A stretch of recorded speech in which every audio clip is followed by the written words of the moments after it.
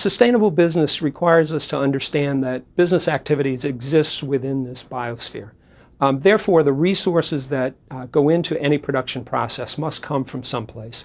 And the waste produced in that production process, whether they're physical waste or the loss of energy, also have to go someplace. The lesson for sustainable business is to understand that we can use resources only at the rates at which they can be renewed or replaced. Similarly, we can dispose of waste into the biosphere only at rates that can be absorbed. The Earth has a capacity to produce resources. It has a capacity to absorb waste, but that capacity is limited. So a sustainable business understands that process and produces goods and services only at renewable or sustainable rates. Now, the good news in all this is that the Earth's biosphere is not a closed system.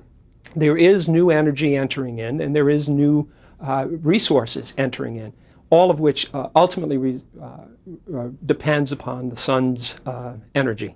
So a sustainable business model is a business model that looks at resources being produced at sustainable rates, replenished, understands that the waste that's produced must go someplace and disposes of those waste in a renewable way, and ultimately relies on the sun for the source of energy. Solar power or wind power ultimately will be the source of energy. Sustainable growth is actually a misnomer. It's an oxymoron. There can't be growth that is sustainable long term.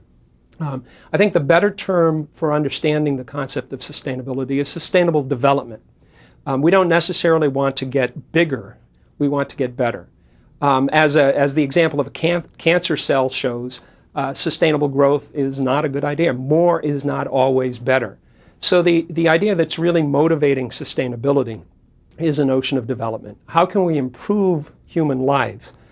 Sometimes that requires more. We need more food for a growing population, but oftentimes it requires better.